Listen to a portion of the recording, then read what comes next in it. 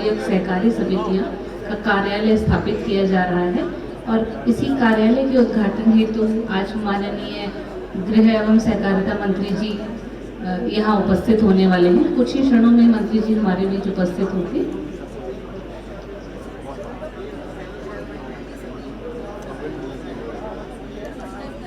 सभी से अनुरोध है कि कृपया अपना स्थान बनाए रखें।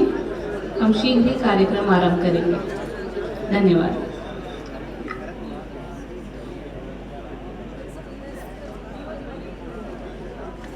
से शीघ्र ही हमारे बीच उपस्थित होंगे। आप सभी से अनुरोध है कि कृपया जोरदार तालियों से माननीय मंत्री जी का अभिनंदन एवं स्वागत करें।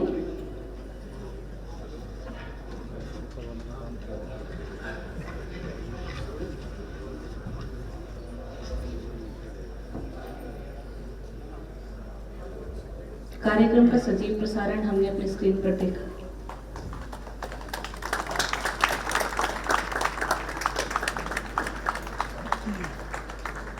माननीय गृह एवं सहकारिता मंत्री जी हमारे बीच पधार चुके हैं। कृपया जोरदार तालियों से मंत्री जी का स्वागत एवं अभिनंदन करें।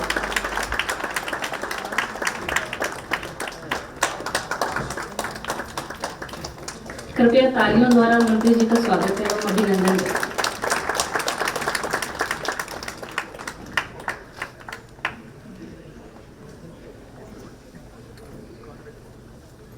धन्यवाद।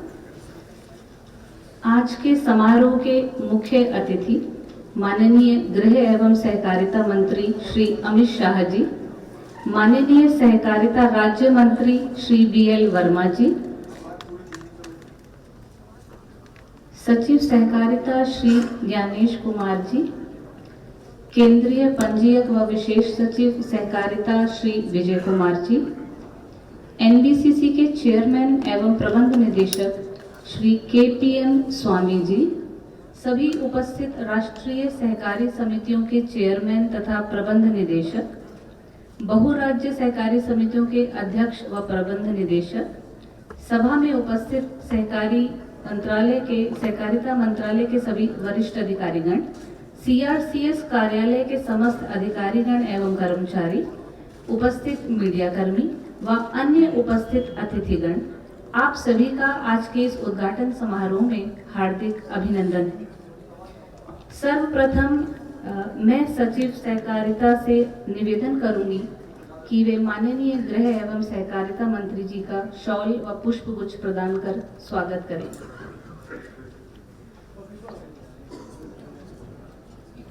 कृपया तालियों से अभिनंदन करें। साथ ही चेयरमैन व प्रबंध निदेशक NBCC श्री KPN स्वामी जी से भी अनुरोध करूंगी कि वे माननीय मंत्री जी का स्वागत करें।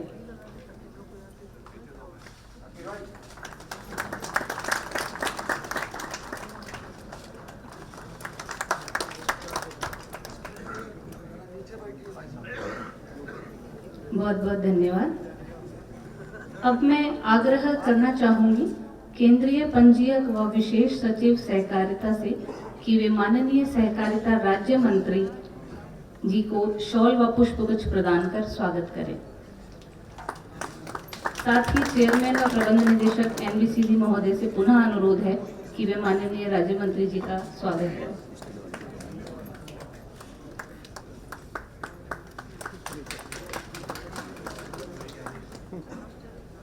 सभी का बहुत बहुत धन्यवाद। माननीय मंत्री जी व अन्य मंचासीन सभी गणों से अनुरोध है कि कृपया दीप प्रज्वलन कर कृपया कार्यक्रम का शुभारंभ करें।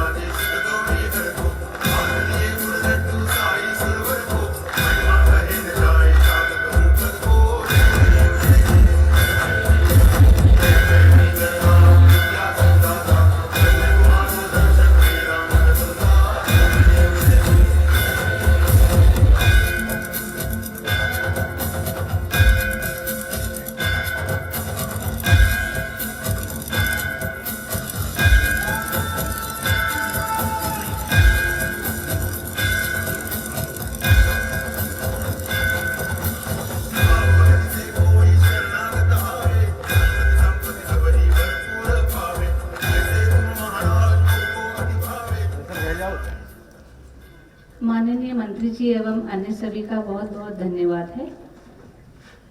कार्यक्रम को आगे बढ़ाते हैं।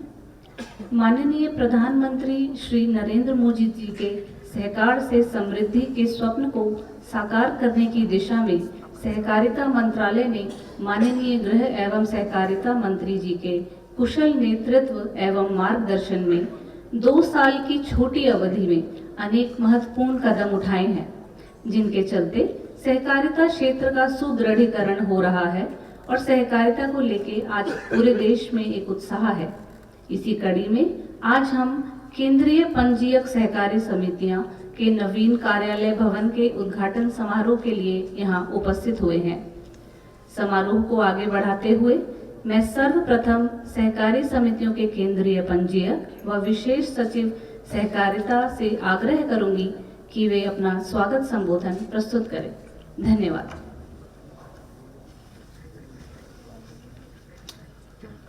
सभी को मेरा नमस्कार।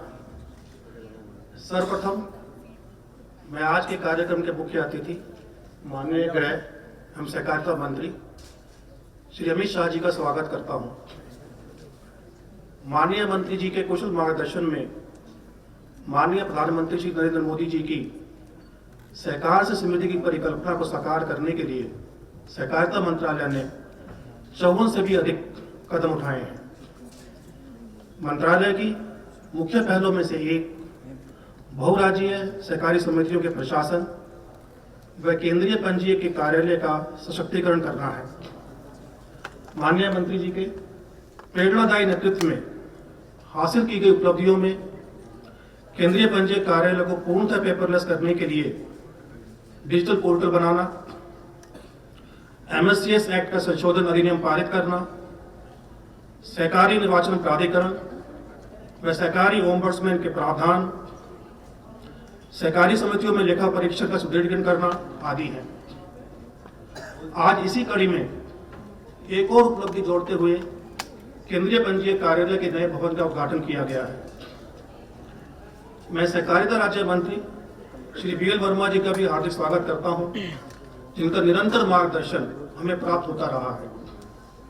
मंचासीन सचिव सहकारिता श्री ज्ञानेश कुमार जी का भी आज के इस उद्घाटन समारोह में बहुत स्वागत है।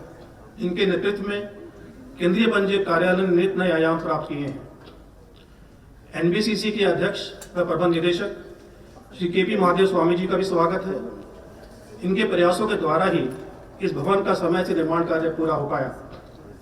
साथ ही मंत्रालय के अन्य अधिकारीगण, राष्ट्रीय शीर्ष सहकारी संस्थाओं के चेयरमैन एवं MDs, देश के कोने कोने से आए बहुराज्य सहकारी समितियों के पदाधिकारी, मीडिया कर्मी, विशेषतः CPWD के अधिकारी, जिन्होंने हमारे कार्यालय की साज सज्जा अनुमानित लागत से, अनुमानित कॉस्ट से 1/4 से भी कमी भी की। आप सभी का आज के CRCS कार्यालय के भवन के उद्घाटन समारोह में स्वागत है। धन्यवाद। Thank you.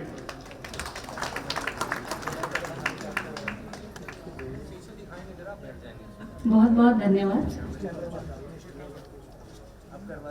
सहकारिता मंत्रालय द्वारा केंद्रीय पंजीयक के सशक्तिकरण से संबंधित एक लघु फिल्म तैयार की गई है, जो अब आपके समक्ष प्रस्तुत है।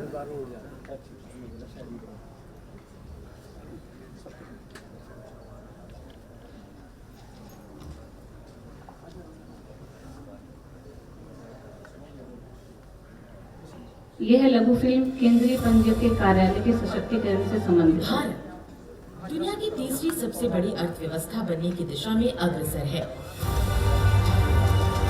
और राष्ट्र की इस उन्नति में सहकारी क्षेत्र की भूमिका विशेष रूप से ग्रामीण अर्थव्यवस्था को सुदृढ़ करने की दिशा में एक मील का पत्थर साबित होगी। अमृत काल में देश के गांव, देश के किसान के सामर्थ्य को बढ़ाने के लिए अब देश के कोऑपरेटिव सेक्टर की भूमिका बहुत बड़ी होने वाली है।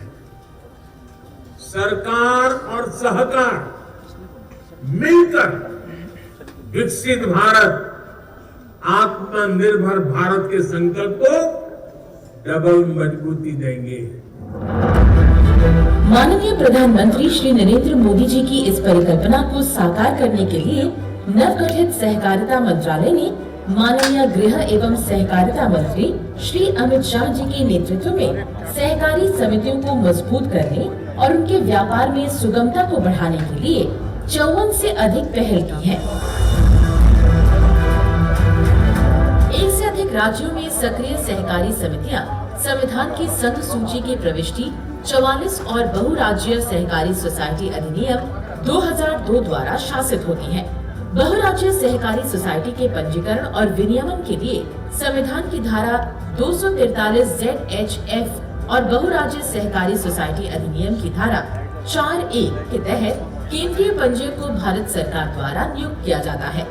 भारत के विभिन्न राज्यों में 1625 से अधिक बहुराज्य सहकारी समितियां हैं, जिनसे करोड़ों लोग जुड़े हुए हैं।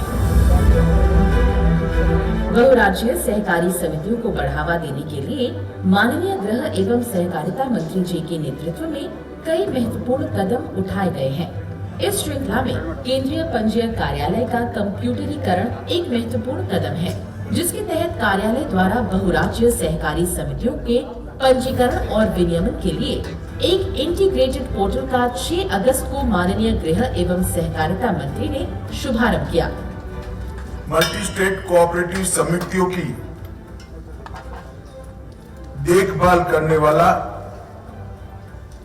सेंट्रल रजिस्ट्रार की ऑफिस का पूरा सिस्टम CRCS का कार्यक्रम आज से पूर्णतया डिजिटल हो रहा है।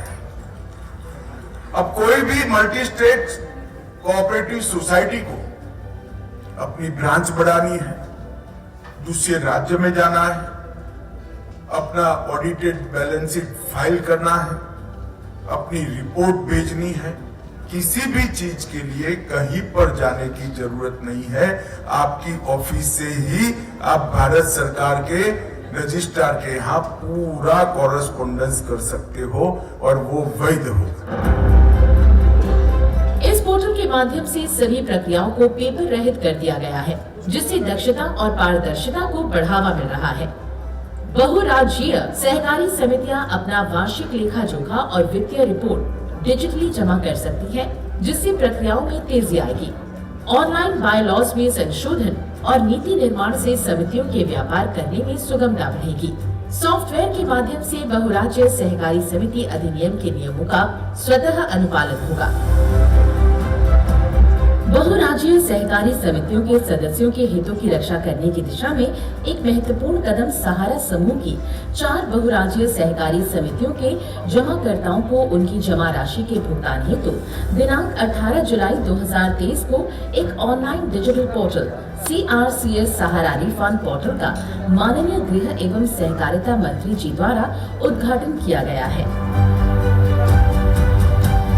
बहुराज्यीय सहकारी समितियों के प्रबंधन को सशक्त करने के लिए बहुराज्यीय सहकारी सोसाइटी संशोधन अधिनियम 2023 एक महत्वपूर्ण कदम है, जो 3 अगस्त 2023 की अधिसूचना द्वारा प्रभाव में आ गया है, जिसके मुख्य बिंदु इस प्रकार हैं।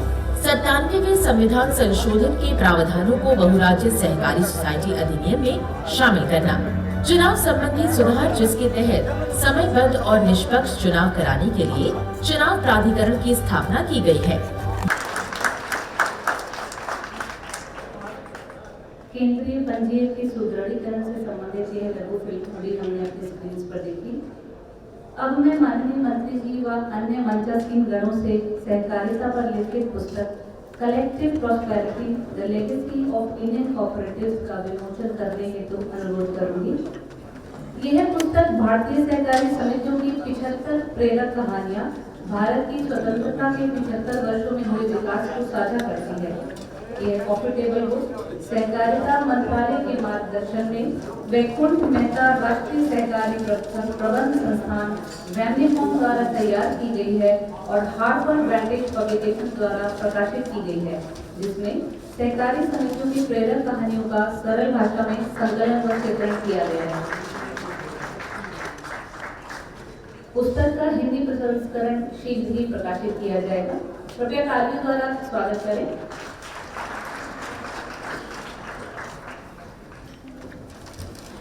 माननीय मंत्री जी एवं अन्य सभी का बहुत बहुत धन्यवाद है। अब मैं माननीय गृह एवं सहकारिता मंत्री जी से विनम्र आग्रह करूंगी कि वे सभा को संबोधित करें। कृपया तालियों द्वारा अभिनंदन करें।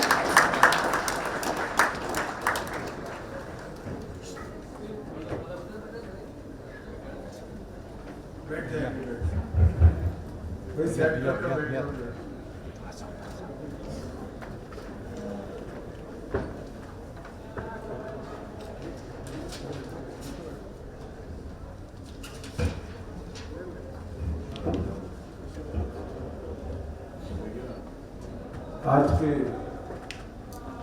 इस छोटे परंतु बहुत महत्वपूर्ण कार्यक्रम में मेरे साथ मंच पर उपस्थित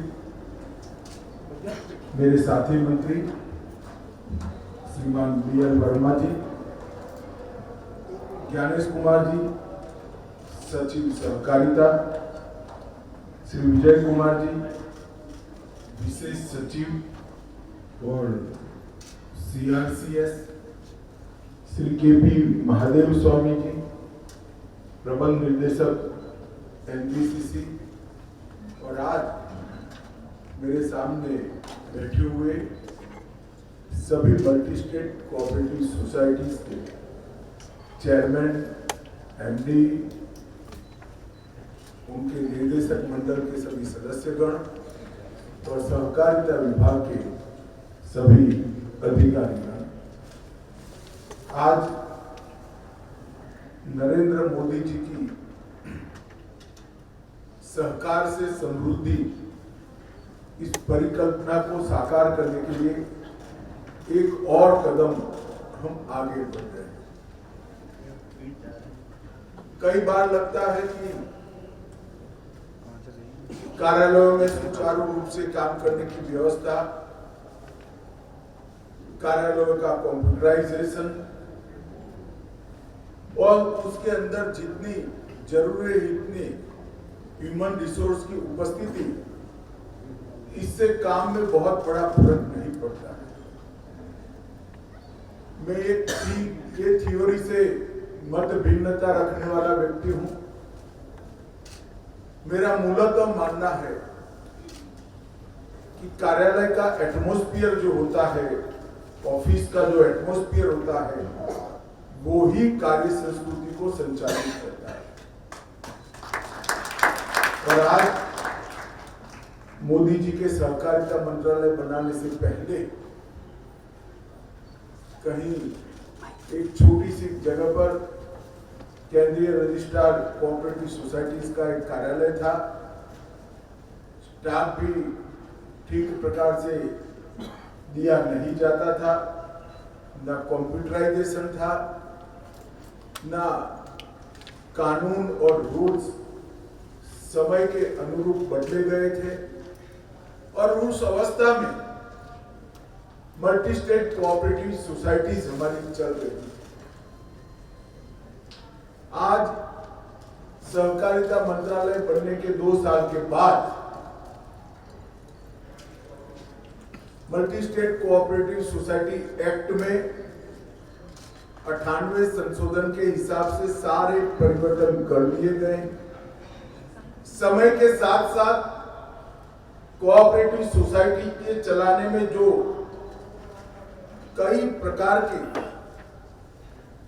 विसंगतियां भी आई थी, कई प्रकार के दूषण भी आए थे, वो विसंगतियों को दूर करने के लिए और दूषण को निरस्त करने के लिए कानून 2023 में हमने बनाकर एक मजबूत खाका पारदर्शी सहकारिता का बनाने का काम किया है। RCCS के पूरे कार्यालय का कंप्यूटराइजेशन हो चुका है और आज उत्तरायण के बाद, हमारे यहाँ माना जाता है उत्तरायण के बाद होने वाला काम जब सूर्यनारायण उत्तर दिशा में होते वो शुभ ही होता है। इस शुभ मुहूर्त में आज RCCS को नया कार्यालय, तो एक प्रकार से मल्टी स्टेट कोऑपरेटिव सोसाइटी के गवर्नेंस को लेकर ये 2 साल में एक पूरा चक्र घूमकर आज हम नए युग की शुरुआत कर रहे हैं। नया कानून है, नए रूल्स है, नई ऑफिस है और नई पारदर्शी व्यवस्था भी की। और मैं मानता हूं कि 6 जुलाई 2021 से अब तक ये जो यात्रा है उसमें बहुत कम समय में सहकारिता मंत्रालय के सभी अधिकारियों ने ये काम किया है। मैं सभी लोगों को बहुत बहुत मन से अभिनंदन और साधुवाद देता हूं। सहकारिता मंत्रालय की स्थापना करने के पीछे उद्देश्य बहुत स्पष्ट था कि देश का लगभग 110 साल पुराना, 125 साल पुराना सहकारिता का आंदोलन जो समय के साथ साथ क्षीण होता गया, हमारे कानून भी कालबाह्य हो गए थे, इरेलीवेंट हो गए थे, हमारी व्यवस्था में भी कई प्रकार की खामियां भी खड़ी हो गई थी। जमाना हमसे बहुत आगे निकल चुका था। इंडिविजुअल तरीके से कोऑपरेटिव सोसाइटीज ने अपने यहां कंप्यूटराइजेशन भी किया, मॉडर्नाइजेशन भी किया, मगर ऊपर से नीचे तक पूरे सहकारिता मंत्रालय का समय के साथ कदम मिलाना बाकी था। उसके कारण आजादी के 75 साल के बाद जब पीछे मुड़कर देखने लगे तो सहकारिता आंदोलन जितनी तेज गति से आगे बढ़ना चाहिए था वो बढ़ता हुआ नजर नहीं आया।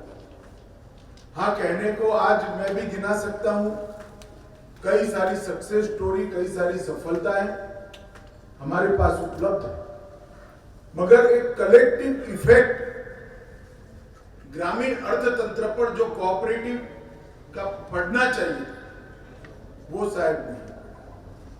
और जब आप लक्ष्य ही ऐसा रखते हैं जो सिद्ध हो जाए तो लक्ष्य सिद्धिता का ना आनंद रहता है न इसके परिणाम मिलते हैं। अब हमने तय किया है कि मोदी जी के $5 ट्रिलियन की इकोनॉमी में सहकारिता का एक बड़ा शेयर सुनिश्चित कर हम सहकारिता को 21वीं सदी के अंदर प्रवेश करें। और मैं मानता हूं ये एक प्रकार से 19वीं सदी से हम सीधा 21वीं सदी में आएंगे, क्योंकि 20वीं सदी का परिवर्तन हुआ ही नहीं। खैर, अब सहकारिता मंत्रालय शुरू हो गया है। आज CRCS को नया कार्यालय मिला है, लगभग 1550 वर्ग मीटर का ये बहुत स्पेशियस कार्यालय जिसको 250 करोड़ की लागत से बनाया गया है। और मैंने अभी विजय जी को कहा है कि कार्यालय से कुछ नहीं होता, जितनी कुर्सियां रखी है एक भी खाली न हो इसकी सुनिश्चितता करें। क्योंकि मैं मानता हूं कि जो नियामक होते हैं उनको नियमन तो करना है, मगर वो जब खुद ही अभाव में होते हैं तो नियमन अच्छे से नहीं होता है। और मल्टी स्टेट कोऑपरेटिव सोसाइटी पर ना हमारा उनको सेवा देने का लक्ष्य पूरा होता है, ना वॉचडॉग की भूमिका आप ढंग से निभा पाते हैं। मैं आज जो मल्टी स्टेट कोऑपरेटिव सोसाइटी के सभी निर्देशक मंडल के सदस्य, चेयरमैन और MD यहाँ आए, सभी को विश्वास दिलाता हूँ कि मल्टी स्टेट कोऑपरेटिव सोसाइटी से एडमिनिस्ट्रेशन का, कम्युनिकेशन का और ट्रांसपेरेंसी का कोई प्रॉब्लम आगे पर आपके लिए खड़ा नहीं होगा। हम सभी वर्ष 2022 में कार्यालय वही अटल ऊर्जा भवन में चलता था। आज नए घर में आए हैं तो मुझे इसका बहुत बहुत आनंद है। अभी collective prosperity the legacy of Indian cooperative एक पुस्तक का अभी विमोचन हुआ है। भारतीय भाषाओं में इसका अनुवाद बाकी है, मगर मेरा आग्रह है कि यहाँ कई सारी मल्टीनेशनल कोऑपरेटिव सोसाइटी बैठी है, राष्ट्रीय स्तर पर काम करने वाली कोऑपरेटिव सोसाइटी है। इन सब से आग्रह है कि इस पुस्तक को नीचे पैक्स तक पहुंचाने का आपका,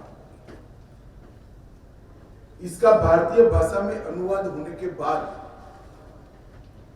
इस स्पिरिट को हमने नीचे तक प्राइमरी एग्रीकल्चर सोसाइटी तक पहुंचाना, चाहे अच्छे बैंक्स हो, चाहे डेयरी के क्षेत्र में काम करने वाली मल्टी स्टेट सोसाइटीज हो, इको हो, क्रिप्को हो, ये सभी ने मिलकर इस स्पिरिट को हमारी छोटी से छोटी इकाई तक पहुंचाना चाहिए। क्योंकि सरकार के किसी भी सपोर्ट के बगैर 75 साल में हमने जो हासिल किया है वो अद्भुत और अविश्वसनीय भी, और अब सहकारिता मंत्रालय भी बन गया है।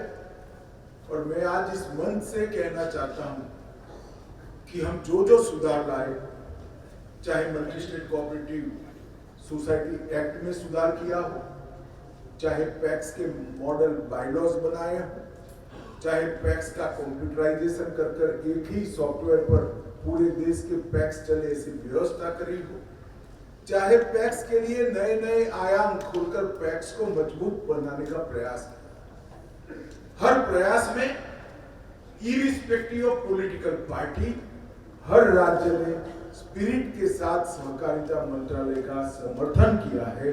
इसका मुझे बहुत बड़ा,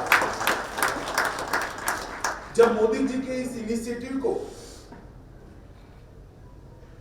इतना अच्छा प्रतिसाद पार्टियों के हितों से ऊपर उठकर, राजनीतिक हितों से ऊपर उठकर मिल रहा है, उस वक्त जरूरत है कि सहकारिता क्षेत्र में एक नए आत्मविश्वास के प्राण फूंके। और मैं मानता हूं ये पुस्तक जो है the legacy of Indian cooperatives collective prosperity, ये पुस्तक समग्र सहकारिता क्षेत्र में आत्मविश्वास भरने के लिए बहुत उपयोगी हुई। इसमें 75 कहानियां हैं जो सहकारिता विभाग में 75 साल के हमारे इतिहास को सेगमेंट वाइज 75 कहानियों में चयनित कर इसमें ढाला गया है। मित्रों, सहकारिता मंत्रालय ने 30 महीने में लगभग 60 इनिशिएटिव लिए हैं और पिछले 9 वर्षों में मोदी जी ने सहकारिता क्षेत्र के लिए एक बहुत बड़ी भूमिका बनाकर हमारे सामने रखी।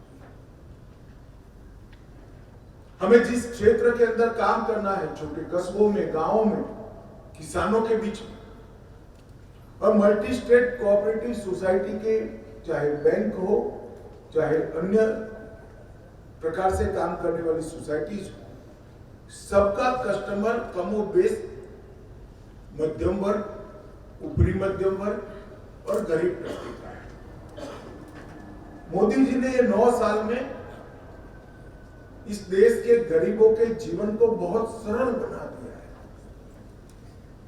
उसके खाने की चिंता समाप्त कर दी है, उसको घर दिया है, शौचालय दिया है, 5 लाख तक का हेल्थ का पूरा खर्चा सरकार उठा रही है, उसके घर में बिजली दी है, बच्चों की पढ़ाई लिखाई की व्यवस्था करी, ढेर सारी सुविधाएं उसको दे दी है, जिसको पूरा करने में ही उसका पूरा जीवन चला गया। और एक प्रकार से 60 करोड़ लोगों के जीवन में मोदी जी ने शून्यता भर दी। आज उनके पास करना क्या, वही सवाल है। 5 किलो अनाज मिल रहा है, सस्ते दाम पर घर पर बिजली आ गई, पीने का पानी पहुंचा दिया, शौचालय पहुंचा दिया, स्वास्थ्य का भी खर्चा उनके सर पर नहीं है, बच्चों की पढ़ाई लिखाई की व्यवस्था कर दी। तो अब वो कुछ करना चाहता है, उसके पास पूंजी नहीं है। पूंजी है भी तो बहुत छोटी सी है। तो छोटी छोटी पूंजी वाले 60 करोड़ लोगों को देश के विकास में काम करना है, पूंजी के बगैर अपने पुरुषार्थ से देश के विकास से जुड़ना है, तो इसका एकमात्र रास्ता कोऑपरेटिव है, इसके अलावा कोई नहीं।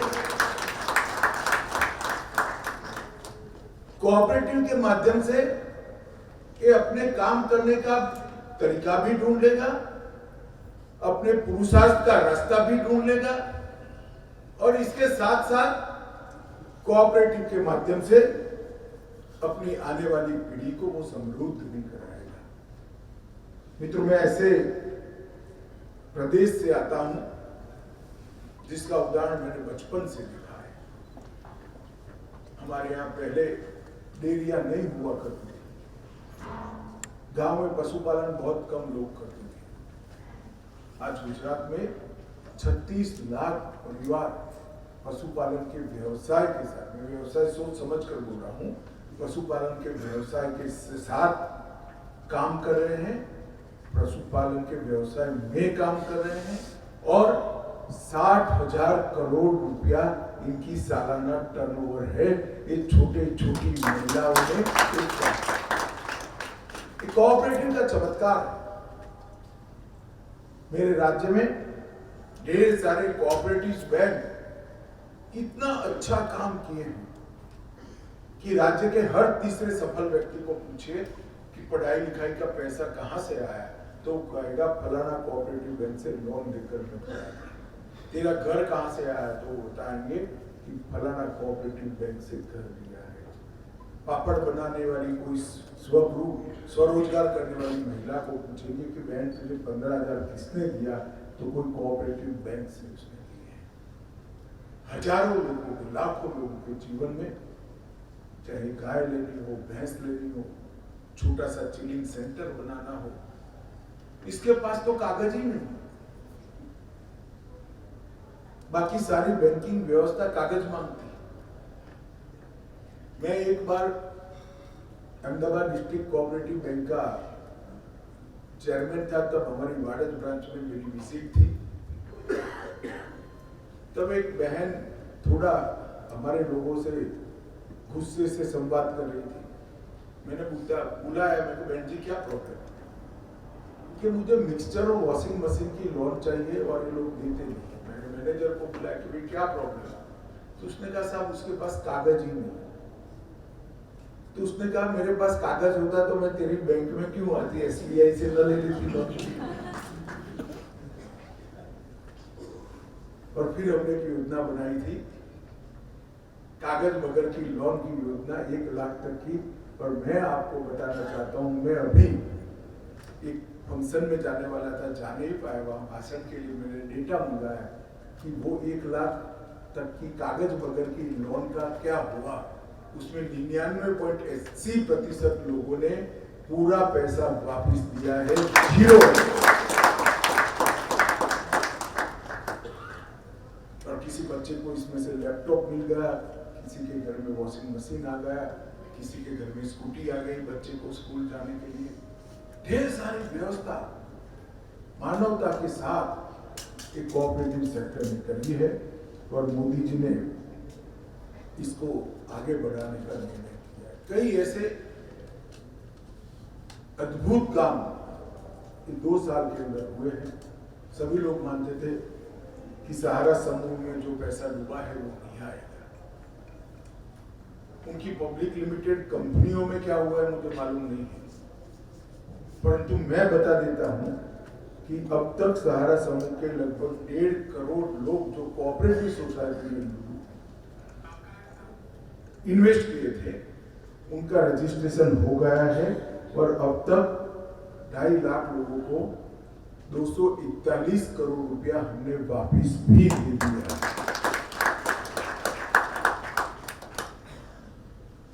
इसी प्रकार से मल्टी स्टेट कोऑपरेटिव सोसाइटीज के कानूनों को मैं जब लेकर आना चाहता था, तब ढेर सारे लोगों ने मुझे एडवाइस किया था कि साहब अभी अभी मंत्री बने हो, काहे को विरोध को ऐसी व्यवस्था करते हो।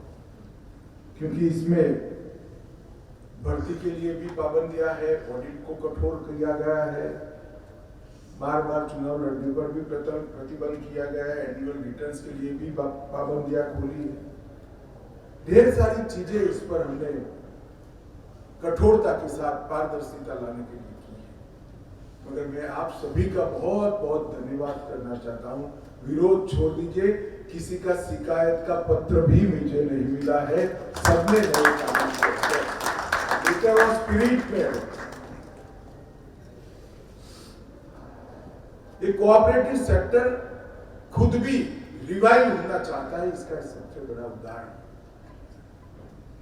कोऑपरेटिव सेक्टर सुधारों का स्वागत करता है, इसका अर्थ ही ये है कि हम भी समझते हैं कि रिवाइवल नहीं करेंगे तो हमारे सामने संकट, एक्सपांशन तो होगा ही नहीं, अस्तित्व का भी संकट आएगा अगर विश्वसनीयता खो बैठे तो। और विश्वसनीयता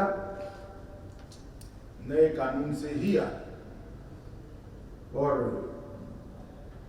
बायलॉज के अमेंडमेंट से इलेक्शन ऑफिसर की नियुक्ति, appeal, inspection, investigation, liquidation, education fund का मैनेजमेंट और ह्यूमन रिसोर्स की भर्ती, इस सब को हम रेगुलराइज करेंगे। इससे हमें बहुत बड़ा फायदा होने वाला है। मित्रों, ये जो मैंने सक्सेस स्टोरी की बात करी, इसमें मैं इफ्को के 2 प्रयोगों की बात भी जरूर करना चाहता हूं। इफ्को ने नैनो डीएपी और नैनो यूरिया लिक्विड बनाया है। एक प्रकार से ऐसे समय पर इफ्को ने एक कार्यक्रम हाथ में लिया और बहुत कम समय के अंदर इसको किसान के खेत तक पहुंचा दिया कि जब इसकी बहुत ज्यादा जरूरत थी, सबसे ज्यादा जरूरत। भूमि संरक्षण ये हमारे लिए निहायत ही जरूरी है। तो केमिकल खाद मिट्टी में घुलने की जगह क्रॉप पर ही रहे और वहीं से पोषण प्राप्त कर वो अपना ग्रोथ भी करे, अपनी उपज भी बढ़ाए और किसान को समृद्ध भी करे और भूमि का केमिकल के जहर से घुलने के बगैर। और मैं अभी मोदी जी ने जो विकसित भारत यात्रा शुरू की है, इसमें कई गांवों में गया। सबसे ज्यादा आकर्षण इफ्को के ड्रोन से लिक्विड के छिड़काव का है। मैं साफ देख रहा हूं कि इफ्को के नए इनिशिएटिव को, नए साहस को देश का किसान 2-5 साल में ही पिकअप करेगा और वो दिन दूर नहीं है जो खाद की थैलियों की दुकान देखते थे, इसकी जगह दवाई की दुकान जैसी खाद की दुकान हम देखेंगे, जिसमें छोटी छोटी बोतल है। और ड्रोन एक मॉडर्नाइज खेती का नया प्रतीक बना है। एक जमाने में जब बैल गए और ट्रैक्टर आए, गांव में कोई ट्रैक्टर आता था तो पूरा गांव देखने जाता था। आज गांव का पैक्स ड्रोन लेकर सभी को किराए से फर्टिलाइजर का छिड़काव कर देगा। कोई ड्रोन दीदी ड्रोन चलाती हुई दिखाई पड़ेगी। तो ग्रामीण अर्थव्यवस्था आधुनिकता से जुड़ रही है, इसका सबको विश्वास हो जाएगा। मित्रों, आज मैं यहाँ आया हूं तब इतना ही कहना चाहता हूं कि हर क्षेत्र में सहकारिता में बढ़ोतरी हुई है। हम नए 2 लाख पैक्स रजिस्टर करना चाहते थे, 12,000 से ज्यादा हो गए हैं और मुझे विश्वास है कि समय के पहले हम 2 lakh multi dimensional PACS register कर देंगे। बैंकों के एक्सपांशन के लिए भी मैं कुछ कॉन्क्रीट कह नहीं सकता क्योंकि ड्यूअल कंट्रोल है, परंतु मैं इतना जरूर कह सकता हूं कि कठिनाइयों को हम जरूर पार करें। कोऑपरेटिव बैंक्स का, अर्बन बैंकों का एक्सपांशन भी करेंगे। और मैं आज कहना चाहता हूं कि जो multi state cooperative credit societies है, इन्होंने भी आगे आना चाहिए और अपने आप को बैंक में परिवर्तित करने के लिए अपने आप को तैयार करना चाहिए। नंबर ऑफ बैंक्स बढ़ाना बहुत जरूरी है और मैं सिर्फ कुछ आंकड़े आप लोगों की संज्ञान के लिए कहना चाहता हूं कि 2020 में मल्टी स्टेट कोऑपरेटिव सोसाइटियों का रजिस्ट्रेशन 10 हुआ था। मैं फिर से आंकड़ा बोलता हूं 10। और 2023 में 102 नए multi state cooperative society register हुए, मतलब 10 गुना बढ़ा है। ये परिवर्तन को हमें ज्यादा गति दी और ज्यादा से ज्यादा बैंक मल्टी स्टेट बने, ज्यादा से ज्यादा multi state cooperative societies bank में कन्वर्ट हो, ज्यादा से ज्यादा क्रेडिट सोसाइटी भले एक स्टेट में चलती हो वो बैंक में कन्वर्ट हो। इस दिशा में हमें आगे बढ़ना चाहिए। महत्वाकांक्षा के साथ आप अपनी सोसाइटी का लक्ष्य तय करिए, निश्चित रूप से वो सिद्ध होगा, उसका मुझे विश्वास है। आज आपको सपोर्ट सिस्टम पूरी तैयार करने के लिए सीआरसीएस का कार्यालय का उद्घाटन हुआ है और मुझे भरोसा है कि इससे आपके कामकाज के अंदर बहुत सरलता है, समय भी बचेगा, समय पर मार्गदर्शन मिलेगा, कानून की समझ भी वो आपको ढंग से दे पाएंगे और आपकी कोऑपरेटिव के साथ संवाद से आगे कैसे बढ़ना इसका रास्ता भी इसी से मिलेगा। तो आप सभी को मेरी बहुत बहुत शुभकामनाएं, विशेष कर हमारे सचिव महोदय और विशेष सचिव जो रजिस्ट्रार भी है विजय जी को बहुत बहुत शुभकामनाएं। बहुत अल्प समय के अंदर ये कार्यालय को बनाया, 100% कंप्यूटराइज किया और सभी मल्टी स्टेट कोऑपरेटिव सोसाइटीज को नए एक्ट के लिए तैयार करने का उन्होंने जो काम किया है, इसके लिए विभाग के मंत्री नाते में बहुत बहुत बधाई और साधुवाद देता चाहता हूँ और आप सभी को इस नए कार्यालय से कोऑपरेटिव को आगे बढ़ाने के लिए निश्चित रूप से मदद मिलेगी, इसका विश्वास दिलाकर मेरी बात को समाप्त करता हूँ। वंदे मातरम।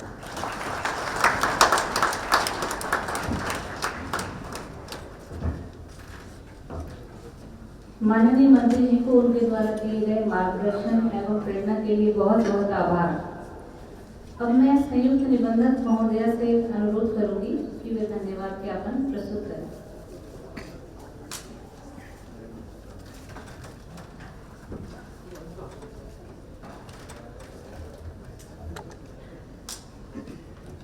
सभागार में उपस्थित सभी को मेरा नमस्कार। सर्वप्रथम आज के कार्यक्रम के मुख्य अतिथि माननीय गृह एवं सहकारिता मंत्री जी का मैं धन्यवाद करती हूँ कि उन्होंने इस कार्यक्रम के लिए अपना मूल्यवान समय दिया। उनके कर कमलों से हमारे कार्यालय भवन का शुभ उद्घाटन होना हमारे लिए हर्ष एवं गर्व का विषय है। अपने वक्तव्य से हमारा उत्साह बढ़ाने एवं आगे की राह दिखाने के लिए मंत्री जी का बहुत बहुत आभार। मैं माननीय सहकारिता राज्य मंत्री श्री DN वर्मा जी को भी धन्यवाद देती हूँ कि उन्होंने कार्यक्रम को अपना समय दिया एवं अपनी गरिमामयी उपस्थिति से इस कार्यक्रम को सुशोभित किया। मैं आभार व्यक्त करना चाहती हूँ सचिव सहकारिता श्री ज्ञानेश कुमार जी का, जिनका निरंतर मार्गदर्शन एवं सहयोग हमारे लिए सतत प्रेरणादायी है। मैं धन्यवाद ज्ञापित करना चाहूँगी विशेष सचिव एवं केंद्रीय पंचायत श्री विजय कुमार जी का, जिनके कुशल नेतृत्व में यह कार्यक्रम आज सफल रूप से आयोजित हो पाया है। NBCC के चेयरमैन एवं प्रबंध निदेशक श्री KPM स्वामी जी, सहकारिता मंत्रालय के शीर्ष अधिकारीगण एवं अन्य विभागों से भी आए हुए शीर्ष अधिकारियों का इस कार्यक्रम में आने के लिए बहुत बहुत आभार, धन्यवाद। हमारे आज के इस कार्यक्रम को सफल बनाने एवं हमारी इस प्रसन्नता में सम्मिलित होने के लिए सहकारिता की राष्ट्रीय स्तर की शीर्ष संस्थाओं के अध्यक्ष, प्रबंध निदेशक तथा देश की विभिन्न राज्यों से आए सहकारी समितियों के प्रतिनिधियों को भी हार्दिक धन्यवाद। आप सबकी उपस्थिति हमारे लिए बहुत ही उत्साहवर्धक रही है। केंद्रीय पंजीयक कार्यालय के मेरे सहकर्मियों एवं उपस्थित मीडिया कर्मियों को भी इस कार्यक्रम के आयोजन में सफल बनाने में उनके सहयोग के लिए मैं धन्यवाद करती हूँ। आप सभी का एक बार पुनः बहुत बहुत आभार, धन्यवाद। जैसा कि हमारा कार्यक्रम अब समापन ही हो रहा है, मेरा आप सभी से अनुरोध है कि राष्ट्रगान के लिए कृपया अपने अपने स्थान पर खड़े हो जाएं। जनगण मन अधिनायक जय हे भारत भाग्य विधाता, पंजाब सिंध गुजरात मराठा द्राविड़ उत्कल गंगा, विंध्य हिमाचल यमुना गंगा उच्चल जलधि तरंगा, तव शुभ नामे जागे, तव शुभ आशीष मांगे, गाहे तब जय गाथा, जन जन मंगल दायक जय हे भारत भाग्य विधाता, जय हे जय हे जय हे जय जय जय जय हे।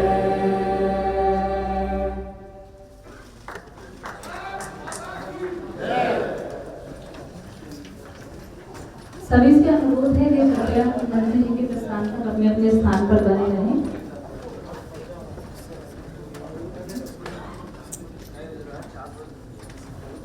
कृपया अपने स्थान पर बने रहें।